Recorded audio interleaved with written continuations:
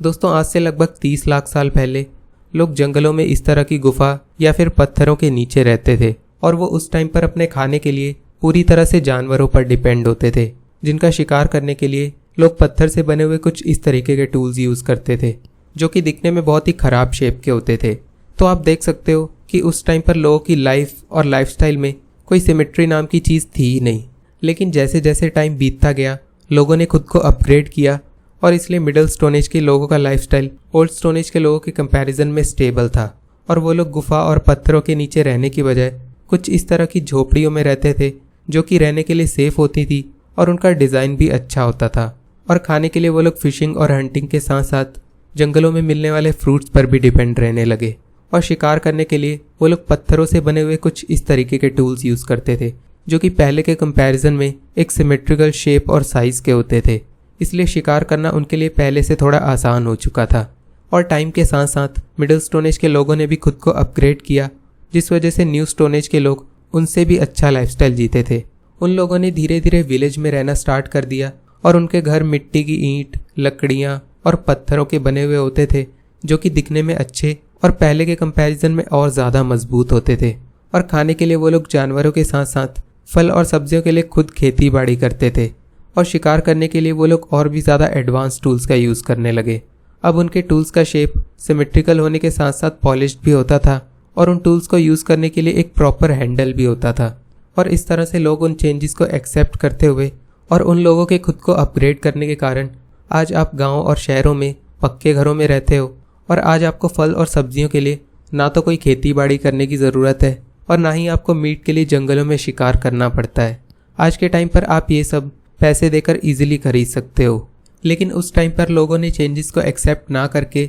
खुद को अपग्रेड नहीं किया होता तो क्या आज आप इतनी इजी लाइफ जी रहे होते? तो इससे पता चलता है कि हमारा खुद को टाइम के साथ साथ अपग्रेड करना और उन चेंजेस को एक्सेप्ट करना कितना ज़रूरी है। अब आज के टाइम पर कोई शहर में रहने वाला नॉर्मल पर्सन जंगलों में जाकर ओल्ड स्टोन एज के लोगों की तरह रहता है और खाने के लिए वो जानवरों का शिकार और खुद खेती बाड़ी करता है, तो उस पर्सन के बारे में आप क्या सोचोगे? या तो वो बेरोजगारी का शिकार है या फिर उसका मानसिक संतुलन ही ठीक नहीं है, क्योंकि आज के टाइम पर शहरों और गांव में रहने वाला कोई नॉर्मल पर्सन ये सब नहीं कर सकता। तो ऐसे ही टाइम के साथ साथ लोगों ने लाइफस्टाइल को अपग्रेड करते हुए अपने फाइनेंसेस को भी अपग्रेड किया, क्योंकि एक टाइम था जब लोग पैसों को अपने घर की तिजोरी में रखते थे। फिर टाइम के साथ साथ मार्केट में बैंक्स इंट्रोड्यूस हुए और जब लोगों ने फर्स्ट टाइम बैंक्स के बारे में सुना होगा कि इन बैंक्स में हम अपना पैसा डिपॉजिट कर सकते हैं, यहाँ पर हमारा पैसा सेफ रहता है और हमें थोड़ा बहुत इंटरेस्ट भी मिलता रहता है, जिससे साल भर में थोड़ा बहुत पैसा ग्रो हो जाता है। उस टाइम पर भी लोगों के मन में ये डर होगा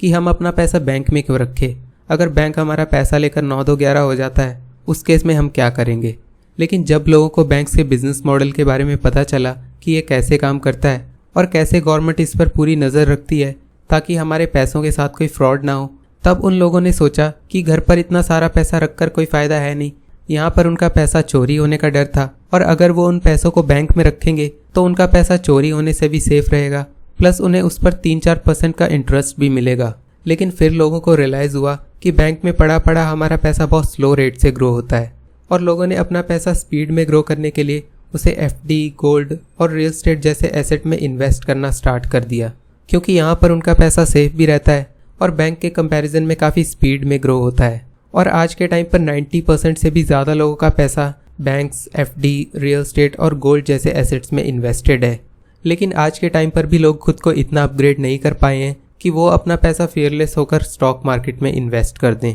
लोग आज भी इसे गैम्बलिंग की तरह ट्रीट करते हैं, जबकि एफडी, गोल्ड और रियल एस्टेट के कंपैरिजन में हिस्ट्री में सबसे अच्छा रिटर्न स्टॉक मार्केट का ही रहा है। और दुनिया में जितने भी अमीर लोग हैं उन्होंने अपनी वेल्थ डायरेक्टली और इनडायरेक्टली स्टॉक मार्केट से ही क्रिएट की है। तो जिन लोगों ने स्टॉक मार्केट से इतनी बड़ी वेल्थ क्रिएट की है, इस हिसाब से तो ये लोग भी सट्टेबाज हुए। लेकिन फ़र्क सिर्फ नॉलेज का है, क्योंकि दुनिया के सभी अमीर लोग इस स्टॉक मार्केट और कंपाउंडिंग के कॉन्सेप्ट को बहुत अच्छे से समझते हैं। वहीं मिडिल क्लास लोग ना इस कॉन्सेप्ट को समझते हैं और ना ही वो इसका यूज़ करके कभी अमीर बन पाते हैं। और जहां अमीर लोग अपनी वेल्थ को हर साल 15-20% से कंपाउंड करते हैं, वहीं मिडिल क्लास पर्सन के इन्वेस्टमेंट ऐसे होते हैं कि वो हार्डली इन्फ्लेशन को बीट कर पाते हैं। और लॉन्ग टर्म में ये 1-1% का रिटर्न कितना इम्पैक्टफुल होता है इसका आपको कोई आइडिया नहीं है। और स्टॉक मार्केट की कोई नॉलेज ना होने के कारण ही आज के टाइम पर भी सिर्फ 3 से 4% लोग ही इंडियन स्टॉक मार्केट में इन्वेस्ट करते हैं। अगर हम एक एग्जाम्पल के थ्रू समझें, लेट्स से आपको कोई बिजनेस स्टार्ट करने के लिए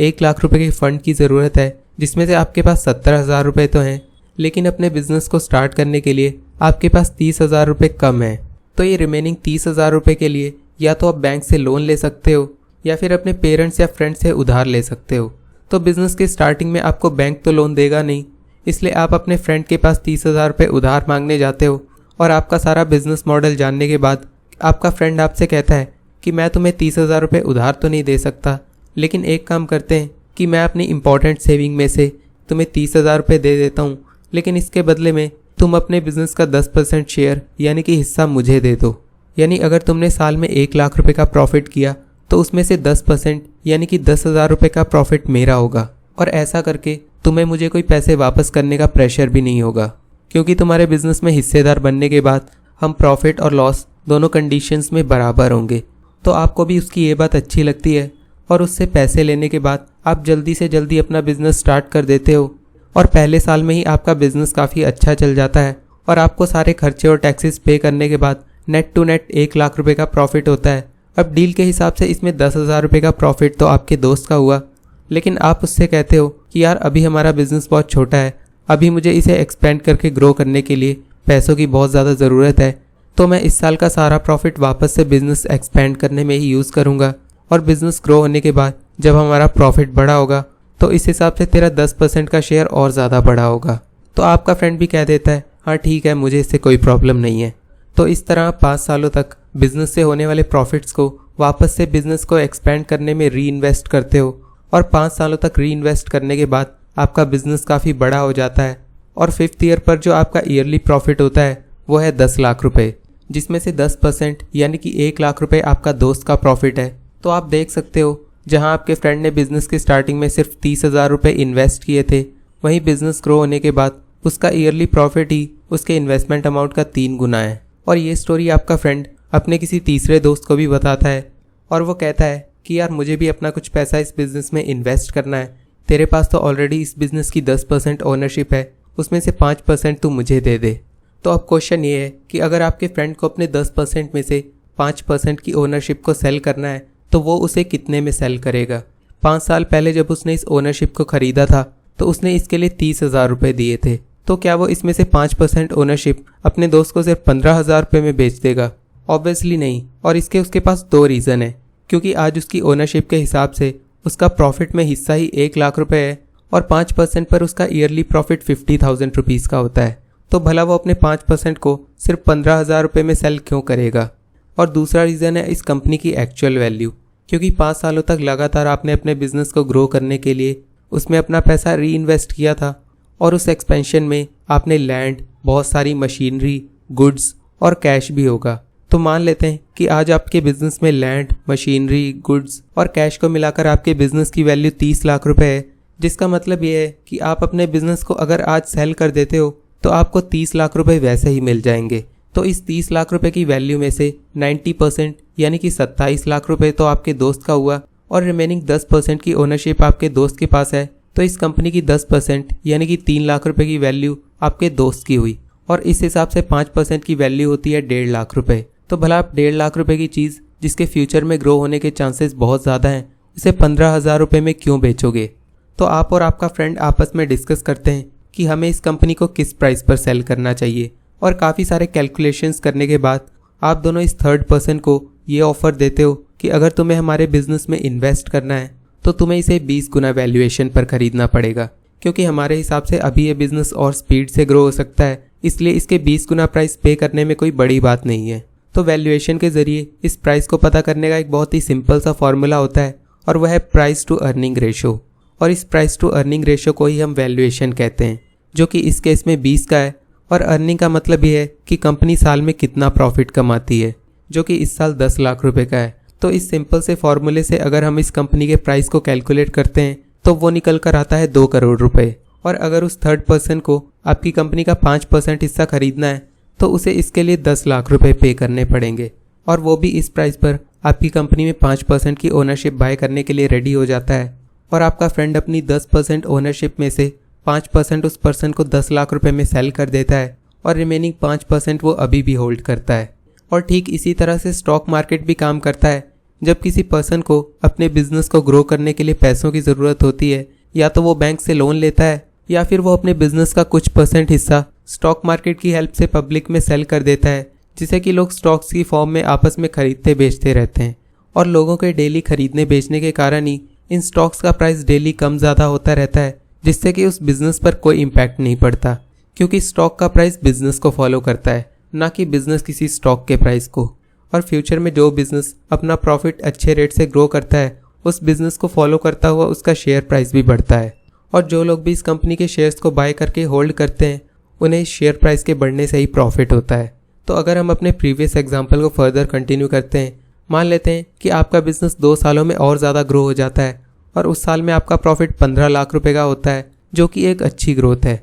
और अब आप अपने बिजनेस को थोड़ा बड़े लेवल पर एक्सपेंड करने का सोचते हो, जिसके लिए आपको 50 लाख रुपए की ज़रूरत है। तो ये पैसा आप कहाँ से ला सकते हो? या तो आप बैंक से 50 लाख रुपए लोन ले लो, या फिर अपने बिजनेस की कुछ % ओनरशिप को लोगों में सेल कर दो। तो आपने डिसाइड किया कि मुझे इस कंपनी को स्टॉक मार्केट में लिस्ट करना है। इसके लिए आपकी कंपनी के रिलेटेड स्टॉक मार्केट में जितनी भी कंपनीज लिस्टेड हैं, उन सब के वैल्यूएशन को देखते हो और उन सभी कंपनीज का ऑन एन एवरेज वैल्यूएशन 30 का होता है। तो आप अपनी कंपनी को स्टॉक मार्केट में 30 के पी पर लिस्ट करने का डिसाइड करते हो और आप अपनी 10% की ओनरशिप को स्टॉक मार्केट के थ्रू पब्लिक में सेल कर देते हो, जिससे कि आपको 45 लाख रुपए मिल जाते हैं और रिमेनिंग 5 लाख रुपए आप इजीली बैंक से लोन ले सकते हो। तो इस तरह से आपकी पैसों की रिक्वायरमेंट भी पूरी हो गई और आपको बैंक की कोई EMI पे करने का स्ट्रेस लेने की भी ज़रूरत नहीं है। और आपके बिजनेस में इन्वेस्ट करके लोगों को भी अपना पैसा ग्रो करने की एक अपॉर्चुनिटी मिल गई। तो इतना सब कुछ जानने के बाद भी